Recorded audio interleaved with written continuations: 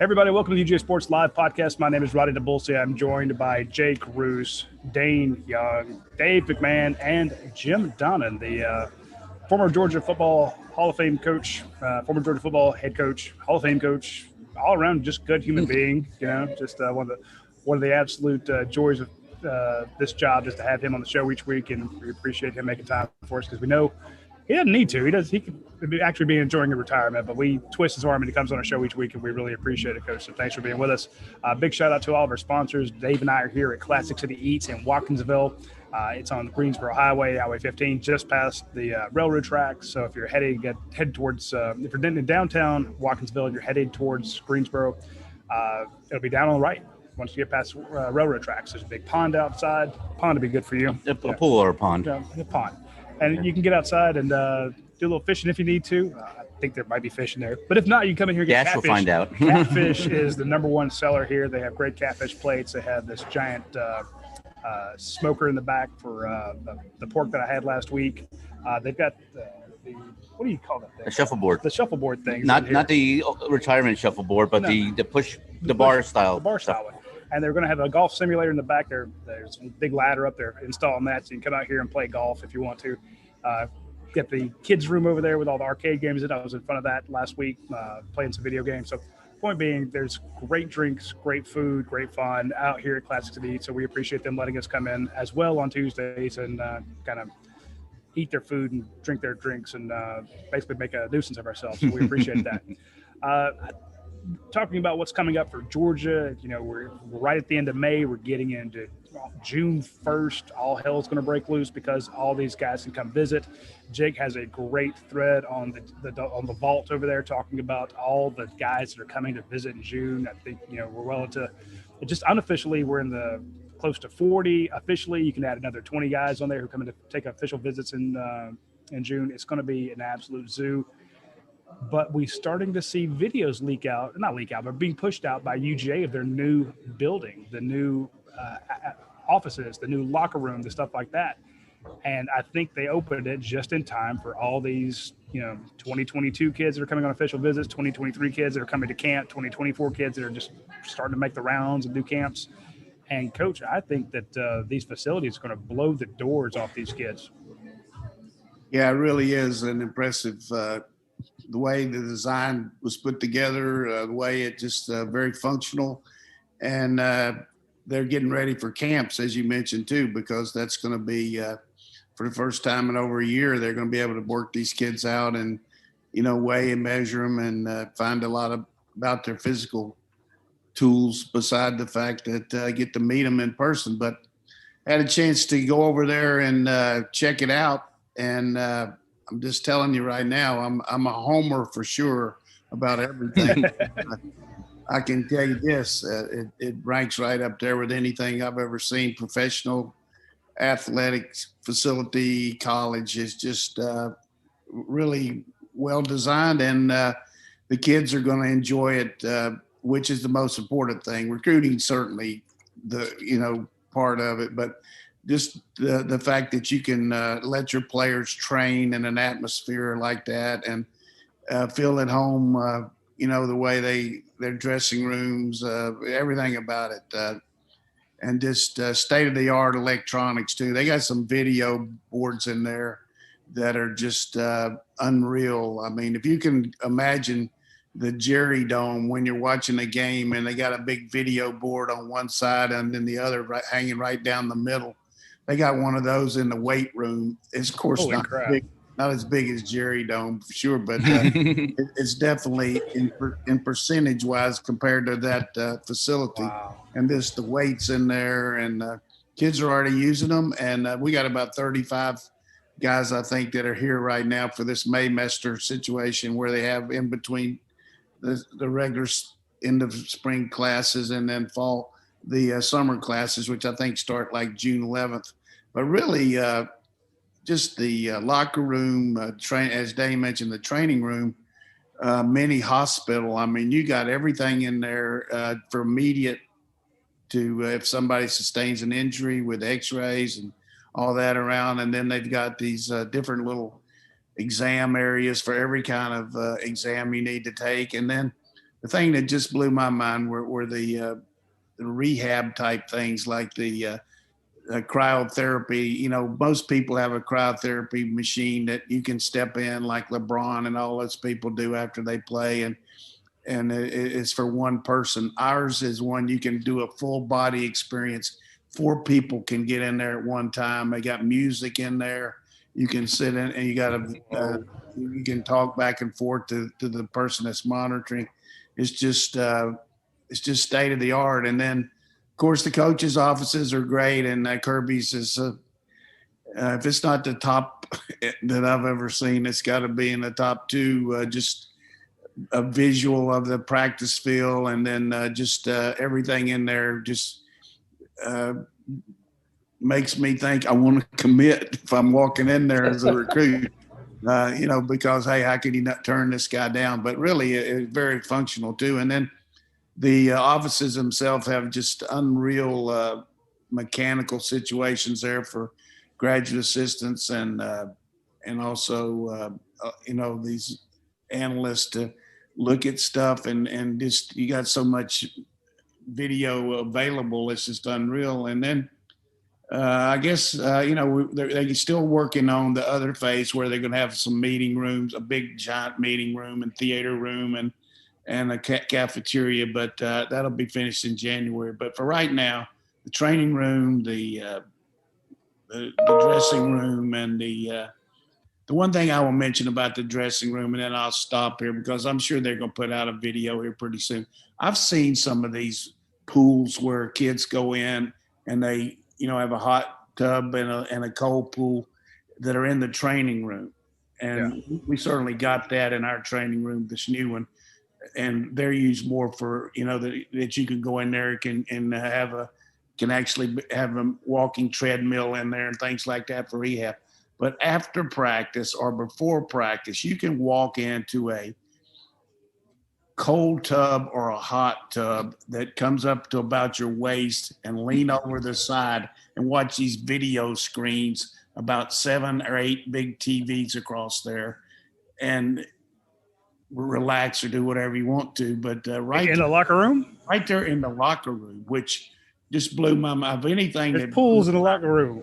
The 2 things that blew my mind was the big video board in the weight room. And then, which you could have a lot of things going in there, at one time, but usually you just want to focus on the weights. And then just the relief part of going into that area after practice or before, if you want to take a cold tub before, and just relaxing with your teammates. There were guys in there yesterday just relaxing, talking to each other. I mean, it was like they were out in somebody's backyard pool or something. I mean, it's just incredible the way it was set up. And, I can't do it justice, really. I'm usually pretty good at articulating things, but anything I say, just lowball it to the point that it's not even in the area code how good this place is. I mean, it is. If I talk, and some of these guys keep about make my mouth water. I'm telling you, that made my mouth water about as good as any recruit I've ever seen. And I'm so happy for Kirby and the players and the coaches. And it's just very functional, but it's also just, I don't know what else. It's just spectacular. It's the Taj Mahal. Coach, you're talking about all these recruits that if you were them, you would want to commit right away. But it sounds like the way how excited you are that you might want to coach right away. Go back to coaching and be part of it. I'm not quite to that point yet, but okay. When I was talking about committing, I was talking about, we tell our fans here about the weekend where a kid will do all those things, and then the last thing they do is go in and coach office with the position coach and the coordinator, and then finish it up going in to talk to Kirby about how he stands and everything like that. I'm just telling you, for a place to get you thinking about where you want to go to school and finishing up with the boss that's going to be your boss for the next 4 years, that atmosphere in his office. I mean, if anybody's on the cuff about which side they're going to go, I would think that's going to take it over the hump there. I mean, just you think of some CEO's swanky office, they can't even hold a candle to the Kirby's. All right, I've got an interesting question here for the panel. More impressive, what Kirby Smart has done in terms of on-field performance? Number 2, recruiting, or number 3, facility upgrades? I got to go with facility upgrades. I think and how far it's come in 10 years. I mean, if you remember back to that, I mean, where they were dressing at Sanford Stadium beforehand. See, horrible. Exactly. When you think back to that locker room and think about where they are now, I mean, it's a night and day difference. They've not only caught up to the rest of the country, they're setting the bar when it comes to facilities right now. I think I'd probably go with recruiting only because that's the competition with the Alabamas and the Clemsons that are kind of established. And like, that's who you're going against. When you're talking about, money to raise for these projects, you're just talking about engaging with alumni that have money and already are invested in your program. So I see your point and I agree with it. And obviously the facilities have gotten better, but I do think that probably doesn't happen, at least the way that it has, unless the recruiting happened the way that it did. It was kind of a chicken or the egg situation. Yeah, I think both also. These people made this commitment when we hadn't recruited. We got that new facility, the first one, go in there, before the first year, the indoor facility. So we were ready to go in that after his first year, which was okay. But then, they were able to practice and everything for that national championship run. And then they added the dressing rooms down at the stadium and now this. And I've said this before. I told Kirby when he was playing here, we were going to have a new indoor facility. We were going to have a new area for our players to dress at Sanford Stadium. But I didn't really mean it was going to happen 25 years later. When he was coaching, not when he was playing. What Jake's saying is it's really spectacular that all these other people had a chance to do it. Myself, Coach Rick, Coach Goff, Coach Dooley, but Kirby's the one that got it over the hump on the facilities, no question. And he had great help with our administration and Dr. Moorhead and all. They got behind it. They knew if we're going to make this move, you got to, and Kirby told them that when he interviewed here, we got to get these facilities rocking and rolling. I would say, to answer your question, though, I would actually go back to the recruiting because the facilities are amazing. The things they've done. You can get a lot of that. You put that, lay some of that at Kirby's feet, but there's also, as Coach pointed out, a lot of that was in production or in planning before he even got here. So it was a mentality shift away from good enough that we have to join this arms race when it comes to revamping a 40-year-old locker room. We have to, this multi-use indoor facility, multi-purpose use building is not an indoor facility. It's just, a covered up AstroTurf 60-foot or 60-yard field. We have to catch up to what everyone else is doing. We're getting our doors blown off. When you have Jeremy Pruitt come out and going, look, I used to recruit against you, pointing out your facilities. I'm here now. This is not going to get a cut, And again, some of that stuff is already being done. And Kirby has played for a national title. He went into overtime at a national title. When you talk about what has he done on the field, 3 SEC division titles, an SEC outright title, a playoff win, a championship game appearance, almost winning that. That's tough. But again, I think if you look at the recruiting, back to back to back, number 1 recruiting classes, top 5 recruiting class. We have Patrick Garvin going back and re-ranking some of the old classes, the 2011 class, 2012 class, the 2013 class, I think was the end for Coach Rick's tenure because of just how that one flailed out. And he went back into the 2012 class, which was pretty loaded. But again, there was 19 players when you had room for like 20 something. 3 offensive linemen, 2 of which I didn't really do a whole lot. Just the recruiting, we're talking about all hell breaking loose January 1st. The change in the environment, in the atmosphere, in direction at UGA. Yes, they've upgraded the facilities. Yes, they expect to win the SEC East every year and, be playing for the SEC title every year. Those expectations have changed. But I think the biggest expectation is, we used to go to the Corky Kell Classic, the 7-on-7, and talk to the kids that Georgia was recruiting in state, and we'd have 13, 14 stories. Now we don't go to Corky Kell as much as we used to because there's only like 2 or 3 kids there that Georgia's really in on. We have to fly you to Vegas. We have to fly you to Los Angeles. We have to fly you to Texas. I drove up to Greensboro to have some good barbecue and talk to Travis Shaw, the 5-star defensive lineman. That there's a lot of schools between Georgia and Travis Shaw. There's a lot of schools between George and Tyler Booker down in Florida. There's a lot of schools between Bear Alexander and Georgia out in Texas that they could stop at on their way here. But that list you put up of guys that are coming in, all those 5 stars, we're used to that now. We're used to, I mean, Georgia had only signed 2 5 stars in a year. Kirby signed 8 one year. That is just night and day differential.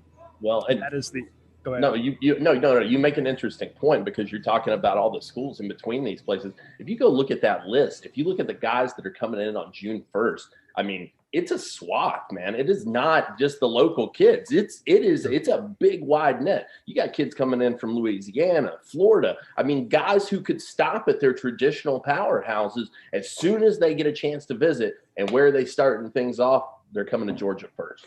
One more note on the facilities, though, before we dive deep into that list, because I know it's an expansive one at this point. The headquarters arms race is like the newest one in college football, right? So I think it kind of the plans are in the works for a long time, but the one that got the headlines was Clemson. Oh, look, they have a slide in their facility. That's kind of cool. And then South Carolina puts out a video with this thing that Muschamp and his group got together there, which I guess that's kind of funny that he didn't get to see the fruits of that labor, but then he walks into Georgia and then here's this. So, I guess he's got a nice office too. But then you see LSU has the locker room where their players can take a nap at their locker. And there's all these different things, but that's the glitz and the glam. The thing that really helps with this particular facility, and some of the guys that I've talked to that kind of help with the medical needs of the players and what we were talking about, Coach, is that Georgia can do a lot more things right here on campus than they could beforehand. They don't have to go to the hospital for every single thing. And not that they had to anyway, but they just have more options because of the medical facilities that they brought in on campus there. And that's one of the big things I think with these facilities is do everything you can right here, because that's how you maximize your schedule and maximize everything in the day. And Georgia is very fortunate that all of its athletic facilities, really other than the stadium in terms of football, are right there on that spot of campus. And I just think that this was a really needed thing, obviously for the glitz and glam of recruiting, but there's a lot of function involved in this that's going to help Georgia as a program. One of the things that Jake and Dayne, both of you mentioned was about what it was like in the past.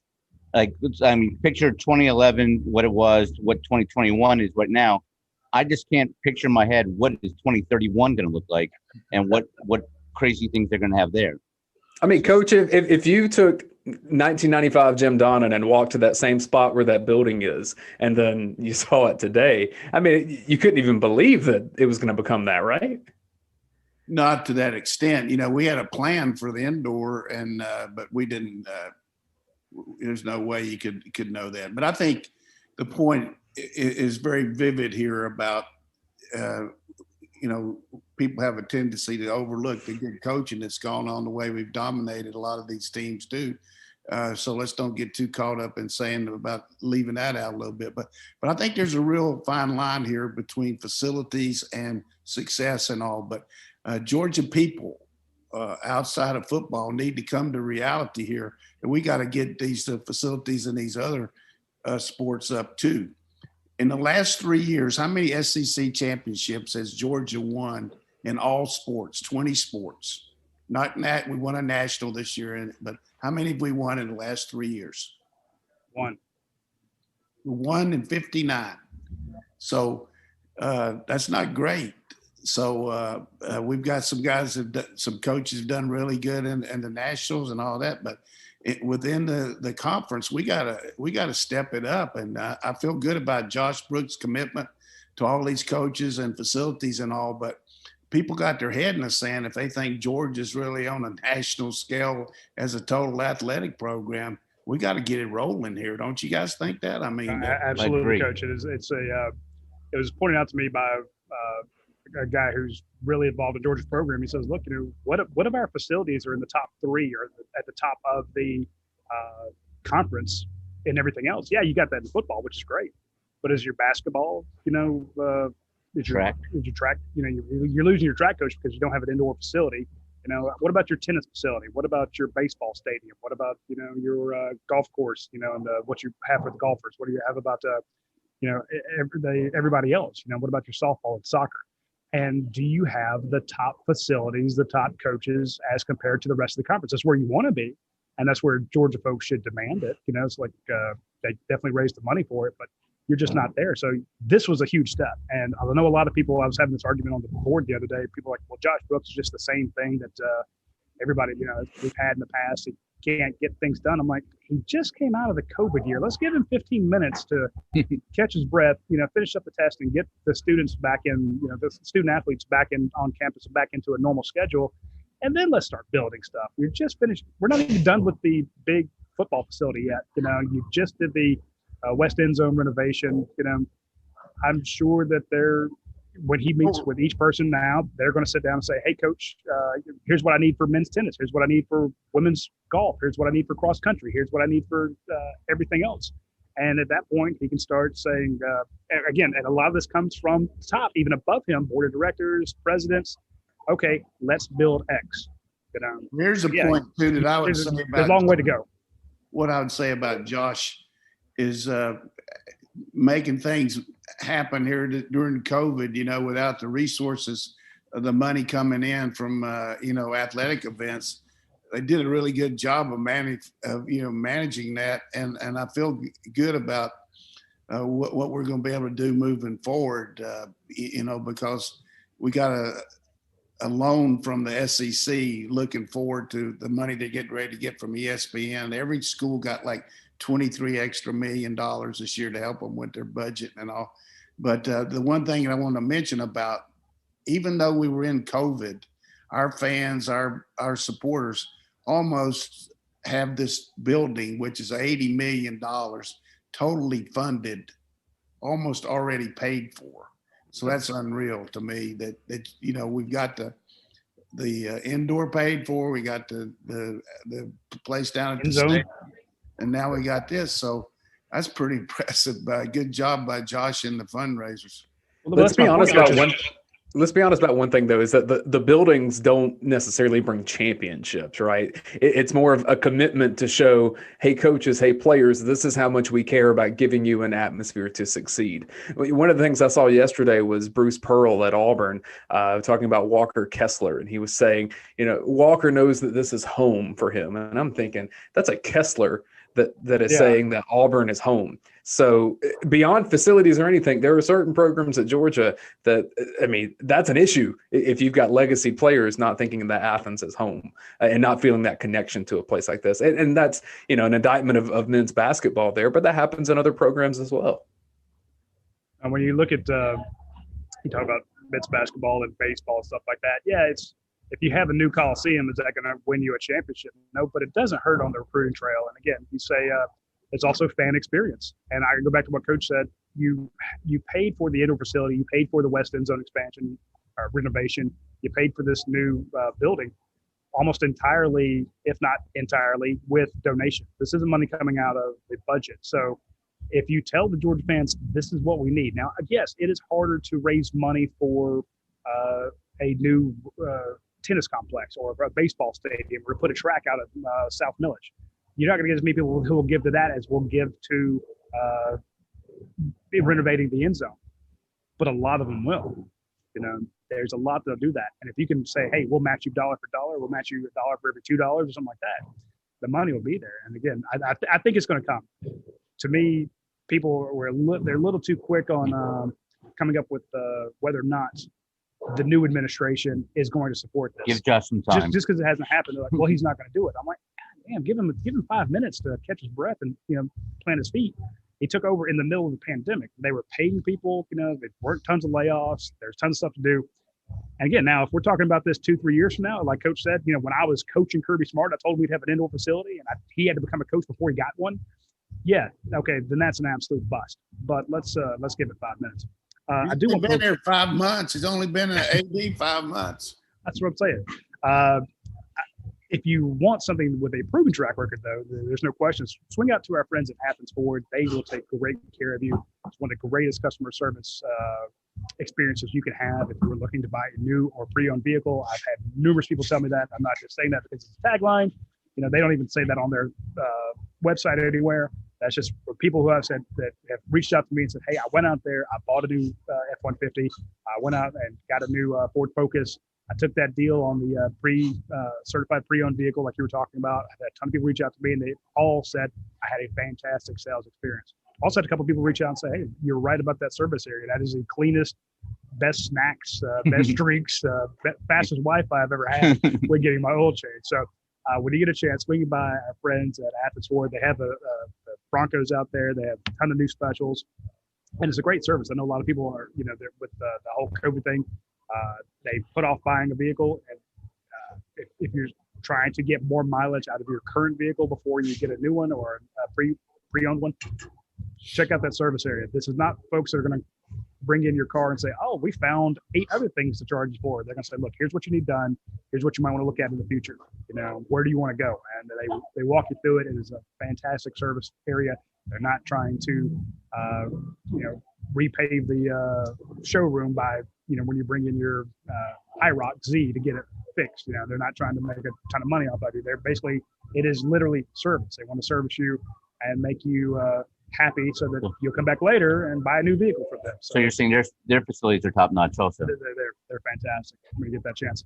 And today is Tuesday, so I want everyone to remember that it is double points day on the Your Pie app. So it's right now, it's lunchtime, but if you're thinking about dinner, if you're thinking about picking up anything from there, do it on the app.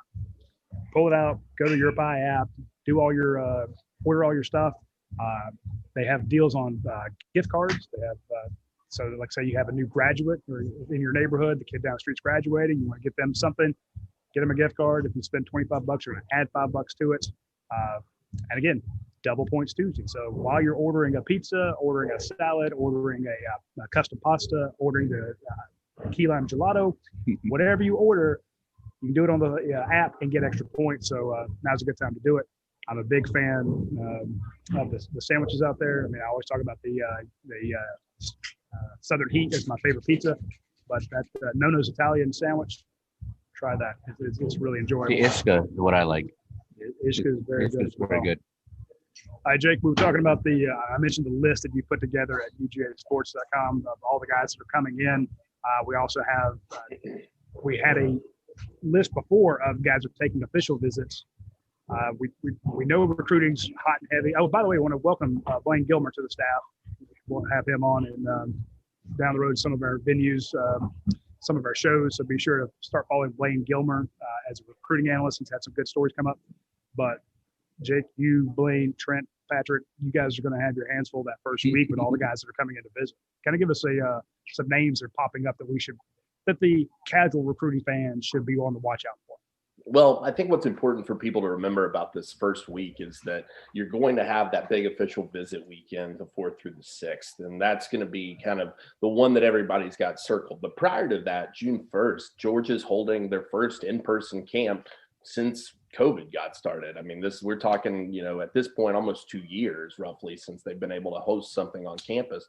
So it's going to be a really interesting mix of guys across kind of all classes. You've got 2022 guys who are coming in looking to get an offer, guys that they've got interest in, but they need to see in person. They want those in-person evaluations and the opportunity to do that now, where they didn't have that last year. I mean, I think we all remember Kirby Smart saying, I just met some of these guys for the first time when they showed up on campus. So, there are 2022 guys that could fit the mold, could add some offers from Georgia that are going to be in town. One guy, Drew Bobo, definitely watch out for him. Mike Bobo's son, big kid, big offensive lineman. We saw him at a Rivals camp. I thought he had a very solid day out there. But he's a guy they want to see in person. Cason Henry, another offensive lineman in the 2022 class out of the Walton area. He's coming in. They want to see him in person and have a chance. Are the guys' measurables real? Are they accurate? How do his feet look in person? You can watch the tape, but everybody knows, look, it's highlight tape, right? I mean, you're putting your best plays forward. So you need to see how's this guy's demeanor, how's this all playing out in person. So you're looking at a couple of those older guys, like I mentioned. So that's important to notice. But when it comes to the younger guys, I think you've got some just huge names. Like I said, coming in from unexpected places. One guy that jumps off the board to me is Richard Young. You're talking about a 4-star running back, a top 50 player in America, one of the best running backs, I think the number 1 running back in 2023 currently, down there at Lehigh, Florida. coming all the way up to Georgia right out of the gate. He wants to be there. You're talking about him coming up with guys like Peyton Kirkland, a 2023 offensive lineman out of Florida. You got Vyson Lang and Carmelo English coming over from Alabama, right? I mean, this is, like I said, it's a big wide swath of guys from kind of all over the area. We haven't even nailed some of their dates down. I mean, Arch Manning is going to visit Georgia at some point over the course of the summer. He just hasn't locked the date down yet. He'll be in Clemson that first week. We know that. But what I'm saying is it's constant. We've got June 1st visits, June 2nd visits, June 3rd visits, June 5th, June 8th, June 10th, June 12th, June 14th, June 15th, June 17th. And that's just the unofficials. During just the unofficial visits. And that's to say nothing of the guys who are coming in each weekend for their official visits. So these guys are about to be, not that they weren't busy last season, but they're about to be as busy, I think, as they have ever been when it comes to the recruiting trail. It's going to be, I think Coach Penn pointed out the term perfectly. It's AHBL, man. All hell's breaking loose. And it's all hell breaks loose. And June is going to be, it's going to be so impactful too, because you've got to fit as much into that window as you possibly can. They're not expanding official visits. They're not letting kids, have these extra dates in July just because of this. June's it. So you've got to cram everything into that 1 month. I know that they're looking. Why nothing in July? I hate to interrupt you, but why if you say June and then nothing in July? They want the coaches to have a little time off, man. Come on. They've been off since January 1st. They've done nothing till May. They had 6 months off. What else they need to do? They've been doing with these kids, spring practice, training, all. Always take the wrong time. But I will say this on the preparation side. Yesterday, watching the managers, they're already setting up different areas where they make sure they got everybody set for the different skill sets. They got laying out everything, because it's got to be very organized, because you're only going to have them here for a day and you want to go through all this stuff. So they're getting all that laid out, for the drills, for the 7-on-7, where they're going to do that. The one practice field is not going to be ready until, later in the spring, in the summer, because they still got some mechanical things down there that they're working with the building. That's really the setup area where they set up everything to build that building. So they're going to have that ready. So we'll have 2 practice fields and a indoor. But the other thing that was really cool yesterday, which I wish I had access to, but I would never film that on my phone, but watching those coaches walk up and down the hall with their phones with different kids on FaceTime, talking to them, and then giving it to another coach. And I'm sure that's around the country happening all the time, but it's really nice to actually see some of these guys that Jake tells me about, actually see their face and Coach Lanning say, hey, this is Coach Donnan. He used to be the coach here. He's over here all the time. And then I get to throw in a little word to that kid. I wish I could, but I didn't get to. But the point is, I guess that would have been illegal, so I didn't say anything. But here's the point. These guys, to me, that you can talk about, hey, it's a hard thing to do, but you could just tell the interaction that they're having with these kids. I mean, it really is. It's fun to see it from my standpoint, but it's very genuine back and forth. I mean, these kids are fired up about coming here, and the coaches are glad they're coming. But instead of saying, hey, well, we're going to Zoom everything and see the picture. Hey, man, only about 5 days you're going to be here in camp. I can't wait to see you. You're going to be up here. We're going to be getting after it. And make sure you're in shape, and your mom and dad coming with you. It's just stuff like that. I mean, everybody's fired up about it. So I felt I'd just kind of interject that, because I like to see that stuff. No. Small touch that I noticed in one of the videos that was put out on the coaches' offices, they had the coaches' family picture like in the hallway, And the little stuff like that, obviously that's going to play well for mom and dad and whoever, is bringing the recruit around with their family and friends. But I think that plays well for the recruits too, to like kind of get to know what's most important to these coaches. Because, in a year of digital interaction, you just don't get to kind of see that context of who these coaches are and where they come from. So the little things like that make a big difference. It's like yesterday, Coach Schumann's wife gave birth to a new dog, a little girl. And they're talking about that with the kid. Hey, Coach Schumann's not here, and then they said, "Hey," one kid said, "Hey, what did he have? What'd she have?" I mean, it's cool. That's awesome. Those pictures are good. We had the pictures on the wall there. Kirby had them up there before, but these are a little bit more up to date. They switched them over, but it's just a very functional building, and I'm not going to say anything else about it except. I forgot about the FaceTime, which I thought our fans would like to hear about that going on. No, yeah. Well, you mentioned that, Coach, and we actually had a story on Sunday with Jordan Matthews, one of the fast-rising defensive backs out of the Louisiana area, going to be in town June 1st. And he said, Coach John Jancic was the one who reached out, extended his offer. He said, man, he's already teasing me with these shots of this new facility. He said, I can't wait to get up there and see it because what I saw virtually, unbelievable, super nice. And so they're whetting the appetite for these guys to get in there. And like you said, Dayne, they're trying to play to those families. I talked to Peter Woods yesterday. Top 5 player in the 2023 class, pass rusher out of Thompson, Alabama. He's coming up. He said, hey, look, it's me. I'm bringing my mom and dad. I'm bringing a couple of teammates with me. So they're focused on getting everybody through the door. They want to play to that wide crowd. And I think that they've done a great job of kind of setting the stage and getting everybody ready for this, what's going to be an absolute flurry of activity. Is that Jake Gaines coaching him over there? That is Jake Gaines coaching him. Yeah, he's got quite a squad over there at Thompson. They're not bad. He's got like 3 others, doesn't he? Yeah, he does. Jeremiah Alexander, Tony Mitchell's over there. Mm-hmm. He's a top defensive back. I know there's another kid I'm forgetting. I think they got a wideout as well. I mean, it's a pretty good group. They're the maybe the Grayson of you could say of Alabama in some regards. Although I'm sure Georgia fans don't want to hear that because don't make that comparison. Yeah. Jesus, we're not getting anybody. We're not getting anybody.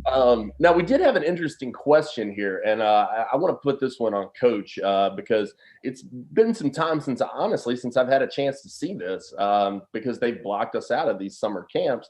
Fun Row Season over on the board says, with camp season upon us, what is a camp at UGA normally like?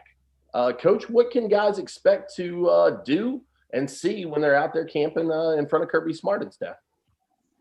Well, the old traditional camp that you used to have where the kids would come in for 3 days and spend 2 nights and, go swimming and do everything socially and all that, that's out the door. This is just a complete tryout, basically.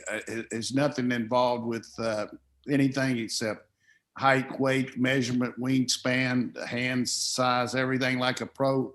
It's almost like the pro combine, really. I mean, the kid's going to come in here and get specific skill tested on his what he does, but they're going to weigh, measure him, and vertical jump him, do the shuttle, run the 40, run the 20, get a 20 time, then do workout skills in the position that they play in, and if they're a passer, throw the ball, and if they're receiver, running back, do those drills. But probably be 3 hours max here. I mean, except for after it's over, they'll probably go visit with Kirby in his office, or they'll take him on a campus tour and stuff like that. But it's a very regimented football-wise little camp here. And you only got 10 days to have them in the 30. You can have 10 one-day camps. And from what I understand, some of our coaches are going to go out to some of these other camps. Like I think they're having one in LaGrange and they're having one at Kennesaw where, multiple kids are coming in from a lot of places in these areas, and the coach can go observe them in that, and it won't count in your 10, I don't think. although it could, knowing the NCAA, they might make it count as a camp day. But I think 10 on your own campus, and it's really very organized and very. It's down to the last second, because you got to figure, if you bring a kid in here and he's a take, Kirby's going to have to be on him, and there's going to be a lot of them, and that's why he's running around everywhere and checking them. He wants to look at them, but that's about the way I see it, and that's the way they've done it in the past, and I don't think they'll change much. I do appreciate the fact that in years past, Jake, you've seen this where when Georgia would have a big camp, you'd see like West Georgia College there, you'd see, Presbyterian College, you'd see Middle Tennessee State or somebody like that there. They bring in a lot of other coaches from other schools, because they know that when Georgia's going to put on a camp, you're going to have, 300, 400 kids sometimes. They're all doing these drills, they're all getting these tests, and Georgia's not going to be able to take them all. But, why, if the Georgia Southern coaches can be there and see some kids, that maybe are not takes for Georgia, but they can get their eyes on them and see them through those drills. I think now all of a sudden, with what Coach is talking about, if the coaches can go up to Kennesaw and watch a camp there, I don't call it payback, but it's almost like nice karma that, when they've gone out of their way to help some of the smaller schools, now some of these smaller schools. You help me, I help you. Exactly. It's just it's a poetic justice, I guess. I'm impressed with that, Beautifully said, I think. It's poetry. We don't get a lot of poetic justice in football. It's kind of ironic. I saw Coach Muschamp up there yesterday and just waved at him. The first time I ever saw Coach Muschamp, he came to our camp. He was working at Valdosta, and he came up in the summer and was doing exactly what you're saying. And I got a chance to meet him right then. And it's kind of ironic that you bring that up. And, 25, 26 years later, there's been a lot of water over the bridge there. It definitely – I don't think we're going to do it this year, but I know in the past we had coaches from Pittsburgh, and a lot of ACC schools would come in, and it's a good chance for them to do the same thing. But they're not going to get kids from Georgia up to their campus, but they can come down here and look at it. And exactly. I think we did the same thing at some other larger schools too. Yeah, and it's just a great opportunity for the kids, because it maximizes exposure. You have so many, and this was back in the 7-on-7 camp days when we could go out there and watch that. I missed that. Shout out to Kirby for shutting that one down. But I do, you would have these kids come up from all these different schools, and there would be, 15, 20 kids on each school. You'd have 30 teams roughly. Like you said, Roddy, about 500-600 kids out there, and you've got, obviously, Georgia can take 25 kids.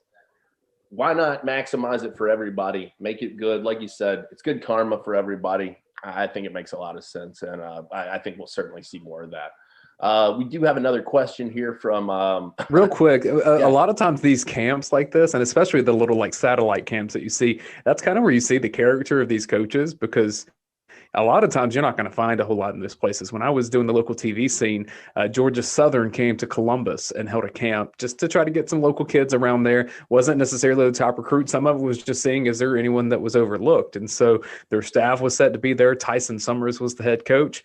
Tyson Summers did not show up. He was not, for whatever reason, not able to make it that day. And so we're, the reporters there, and we're like, well, who do we talk to from Georgia Southern? Because we need a soundbite for our shows.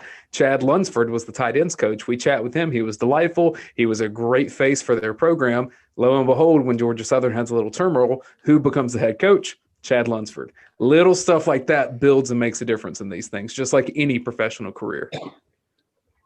I'm sure everybody remembers a couple summers back too, when everything got crazy with those off-campus camps, and Jim Harbaugh was down in Lee County, recruiting Aubrey Solomon. You're searching for khaki stores. Come on, you know that. And he ended up with his shirt off at one point, and he was flying in on the helicopters. That was one of the most insane summers of my life. That was just, everything was off the rails. I'm glad that they kind of dialed all that back pretty soon thereafter. Oh yeah, he was like J.R. Kirby at a camp, and Carba at the same camp, and all their assistants are trying to out coach each other, with the kids, and all they're trying to make an impression. It was just an absolute zoo. Yeah. Harbaugh was like J.R. Smith that summer because he was shirtless in Prattville, Alabama, too. Sure. No, yeah, absolutely. No more comments about pasty Jim Harbaugh out there with that shirt. We got this one. No, go ahead. I was going to say we got some good questions there if you want to hit them. Yeah. This one from the aptly named on the board, Whiskey and Weed. He says, do you think college football will see a flurry of commitments in June once the dead period finally ends and visits resume? 1,000%. I've been consistent in that stance now for several months. I mean, I think that you've got so many kids who have been inundated with FaceTimes, have been inundated with texts. Mom and dad are getting 24/7. There's nothing that they're missing other than the on-campus part. That's it. And that, I think they've done all the research. They've gotten all the sound bites. They've talked to all the coaches. Now it's all about just getting in person. Does the atmosphere fit me? Does this coaching staff fit me? Can I see myself here for 4 years? That's the important question now. I think that you'll absolutely see a ton of action in June when it comes to the commitments. And look, it won't surprise me if we're talking about planning right after that first official visit weekend. I mean, we got somebody asking about that too. Look, Branson Robinson openly stated at Rivals Camp, he said, I could be one and done. Yeah, he said, if this Georgia visit goes how I think it could, he said, why would I need to visit anywhere else? Now, if he goes beyond that, it could get interesting. I'm not saying it won't, but he was pretty forthright and said, look, this is what I'm looking for. This is the only piece I'm missing. And if it goes well, I'll be a dog. Athens Georgia, here I come, I believe was actually the quote that he used. So it's gonna be insane, no question about it. Some of those players better because those spots will not be as evergreen as they once were, just with all the roster management stuff. Bingo. And that's another great point, Dane. I mean, you're talking about not only lack of availability due to the roster management stuff, but if you're these kids, look, you better go ahead and lock your spot down because there's not a lot. I mean, there's going to be, like I said, if this flurry of activity that we're expecting happens, spots are going to be at a premium in a very, very quick order. Georgia's already got 13, 14 commits for this class. What do they got room for 10 more? You got to assume that they've got their guys circled as well. So if you're one of those guys and you get that opportunity, you can't really dilly-dally around with it. I mean, you're going to have to probably make a quick call because if not, they're going to be looking at some other guys down the line. You also assume that coaches will be trying to keep a spot or two open for potential transfers down the line. No doubt. Well, also, the number one thing to me is how many of these kids, we look at it from the recruit standpoint, when they go and they see the school that they've kind of penciled in as their number one, they're ready to commit. Are they a take? There are a lot of guys out there that have offers who could say, hey, I'm committing right now. And the coach is like, hey, slow down. Slow down. Why don't you come in and run a 40 for us? Let's get you, you had to take some of those last year. Like Kirby said, you saw some of these guys he met in person for the first time. And he talked to everybody out there, and they're like, oh, yeah, he's 6'1". He's definitely 6'1". He's absolutely 6'1". He may be a touch over 6'1". You get him in camp, he's 5'11", and a half. So some of that is, hey, yeah, we'd love for you to don't commit. We're working on a graphic for you. We'll have it for you when you come to camp.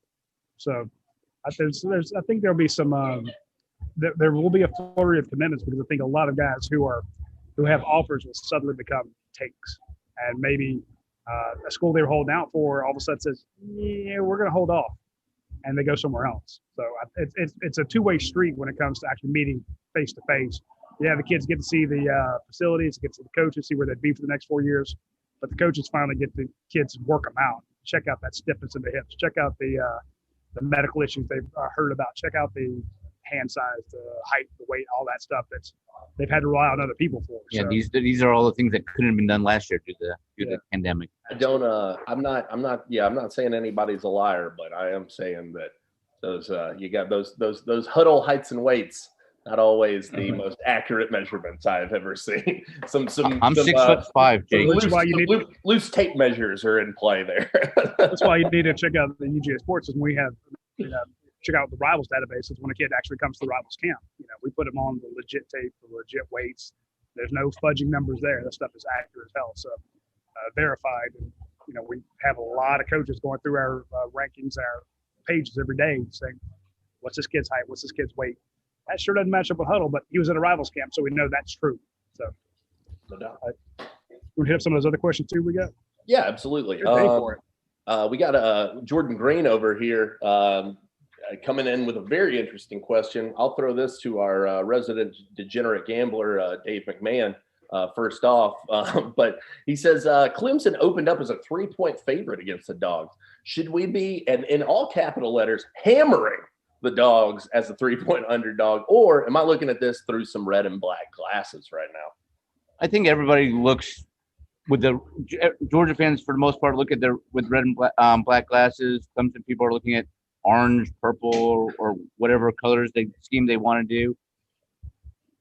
I mean, I'm a, like Coach says, I'm a homer. I love Georgia. I love what they have, but I mean, Clemson's been there, so it's I mean, they year in year out under Dabo in the last few years, they're the top.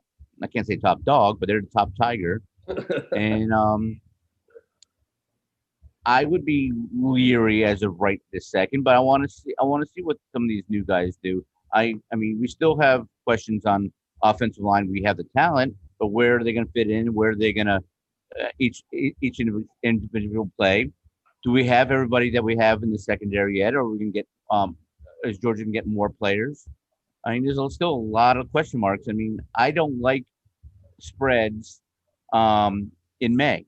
I mean, let's wait till August before we find anything out. It might be a little too late to make some good bets, but we don't know exactly what Georgia's going to be and what Clemson's going to be until later on summer. I would think that spread's going to go down some. So if he really likes Georgia, take it now. Hammer it. Right, I'm with you.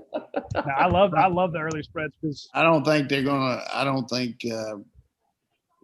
I mean, this game's going to end up being close to a pick'em game. I mean, it's got to. When you look at compare the teams and compare the talent, a little bit of edge in certain areas on each team, but we didn't give up 6 touchdown passes in our last game. Oh, that's a really good segue into this next question here, Coach, for you. This one from Obi-Wan over on the board. He said, I'd love to hear the group's, especially Coach's, thoughts on comparisons of Clemson, including top-end players and returning experience. How do you think Georgia and Clemson compare in those two areas? Well, I think right now both teams got good quarterbacks that have experience. O-line, probably both O-lines are going to be restructured. So we'll see. Returning backs, we got a little bit of edge on the depth, but they got good backs. Receivers, it depends on how this one kid comes along for them, coming back from injury, and we lost one. But defensive backs, I think that's going to be the real key in this game, which team can cover the other one, because even though they got some guys coming back in their secondary, they lost their best corner, and he might be playing for us. I hope he does. So who's going to be able to cover the other team, and who's going to be able to tackle in space? But, you just can't get too caught up. And I always talk to our coaches about this, about what's happened in the past and who's done what and all that. But Clemson is Clemson, but Georgia is Georgia too. And we're in a lot better position to play a team like Clemson than we've ever been, 1 through 85 on our squad, special teams, all that. I think we got an unbelievable kicking game that I really like. It's going to be a real force for us. Returning kicks, punting, place kicking. I think we'll have an edge on every team we play. So I like our chances, but, things got to break well, as Stats was talking over the summer. Our secondary's got to get cohesive, and our O-line, we got to decide on who's going to play, but certainly got some good guys to play there. Georgia's best receiver is obviously out for the game, George Pickens, with the ACL injury. I'm curious to see Justin Ross for Clemson with the catastrophic injury that he had. I have no idea what his status is, but if he's anywhere near what he was pre-injury, that's going to be a tough deal for Georgia. And so because of that, and frankly, I would give Clemson an edge at quarterback. I think DJ Uiagalelei has a much higher ceiling than JT Dayne. I've been pronouncing his name. I've been working on that. We have to get ready for in the morning. Yeah, I do it twice a day. I would favor him over JT Daniels right now in terms of ceiling. We really don't know a ton about either. Neither has played a lot of recent college football.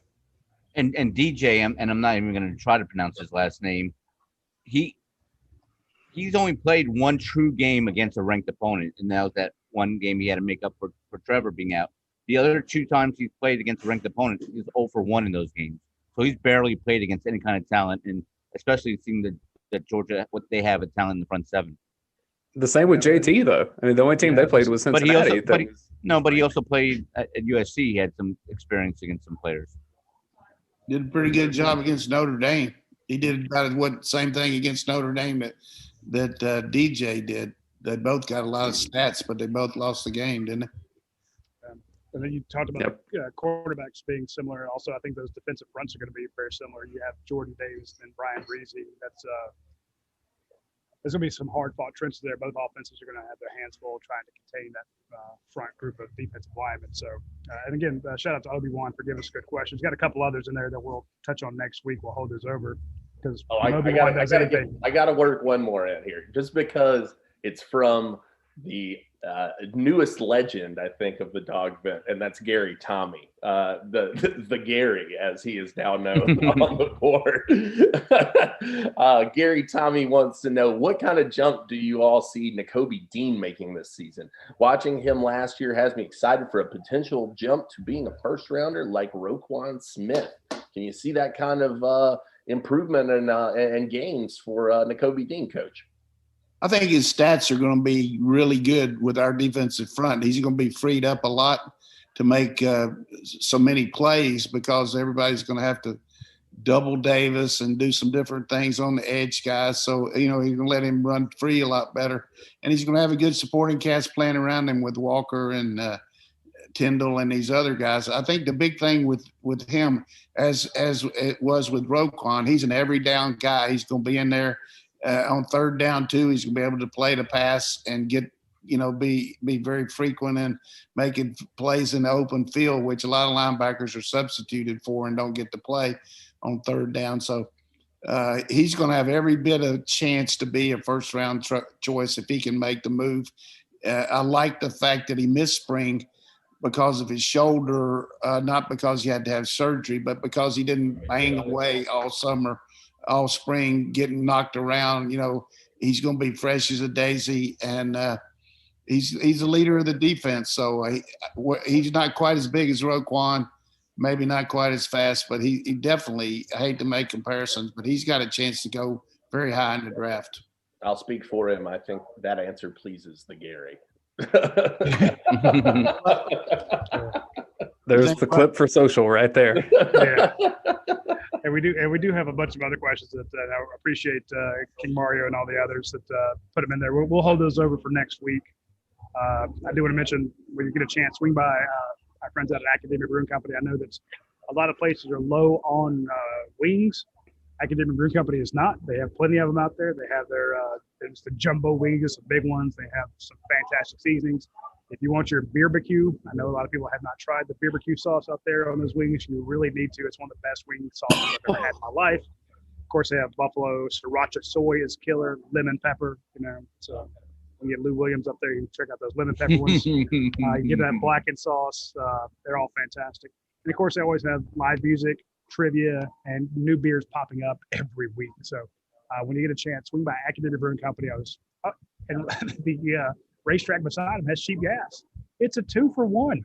You get a full tank of gas, and then you go get fantastic food. And you get gassed up on the beer out there. It's a fantastic place to eat. They had the beer garden outside. I know today's a little hot, but when it drops back down under the 90s, have some fantastic beers in that beer garden. You just got the shade over part of it, and it's open air in the other parts. They have the lounge. If you just want to go out there, you don't want to actually sit at a table, but you just want to, you don't want to sit at the bar. You sit on these giant comfy leather couches in the lounge there and enjoy that. You know, a lot of people are having graduation parties, graduation dinners, and such like that. You can do that out of academia, and of course, you can do their beer and biscuits, their brunch they have out there on Saturdays and Sundays. I took my wife and son out there. We did the biscuits and beer, and it was fantastic. So the boy didn't have beer. I had beer, but he had a biscuit, and it worked out really well. So when you get a chance, do that. And also, before we break, I want to give a big shout out to our friends down in South Georgia, Ronnie Brown down at DR Construction Maintenance. He's in Liberty County. He's also does work in Long County and Bryan counties. When you get a chance and you need some work done on your house, all that spring renovation that you need done, all the stuff you need fixed, you know, the stuff that you tried to do when you were at home for COVID and you screwed up, and you need it actually done correctly. Reach out to Ronnie Brown at DR Construction Maintenance. He'll get you squared away and he'll get it fixed. And you can say you did it yourself. You don't have to tell anybody. He'll keep it quiet. You just I built that new deck. Sure. But if they're fans of UGASports.com, they'll know the truth. No. He wouldn't even do that. I want to make one little comment here from the old coach here. You were talking about graduation, and at this time of year, all of us are getting seeing these kids graduate and getting these announcements and everything like that. And I would just like to implore everybody here, before you know it, these kids grow up so fast. And I remember seeing some of them when they were knee high to a grasshopper and all that. But hey, enjoy the day. If you got kids, you got all kind of pressure on you. Hey, spend some time with them, talk to them. The same thing with your loved ones. I know that we can't go out to watch my granddaughter graduate, but you know, you got FaceTime, you got a chance to interact with them. Take some time and call your mom, call your dad, do something today for your family. I promise you, don't take it for granted. Coach, I was at the National Football Foundation dinner last night, and David Pollack said the same exact thing. He said the importance of family, and the reasons why recruiting was big for Georgia back then was because of family, and the same thing happened with Kirby today, how much they stress family. And Dayne mentioned how the pictures are on all the offices. It's all about the family. And Coach, you're part of my family, and Radi and Dayne, and thank you all, Jake, and all stuff like that. I appreciate all of y'all. We kind of like it. Yeah. All right, folks. Do what Coach says every time. Reach out to the family. It's Tuesday. It's supposed to be a really nice week this week for the weather-wise. Get out this coming weekend, and then be prepared to catch a ton of updates at UGASports.com next week when all these kids start coming in. And, of course, we'll talk to you next Tuesday at noon. Look forward to it, and then be sure to get your questions in. And, of course, give us a review on YouTube and Facebook and Apple. What do you call it, Dayne? What is the Apple? Well, first you subscribe on YouTube. You don't give a review on YouTube. That's what I mean. It's Apple Podcasts where you give the review. Make sure you're following on Spotify. Yada yada yada. All the links are on the dog vent, and I thought you could do that. Publish them there. I thought you could actually give reviews. I mean, you can do comments and stuff, but it's not like the traditional review system that you see for like podcasts and stuff. Come on, Roddy, you got to trust me a little bit with this stuff. No, I do. I could have sworn that's because I've been on Facebook and seen reviews, and then you go on YouTube and you see it listed underneath there. Like, I was trying to figure out reviews is what the people want. See, Roddy's getting confused because I'm about to school him on that shuffleboard here at Classic City Eats. Either way. All right, folks. We'll see you next week. Y'all take care.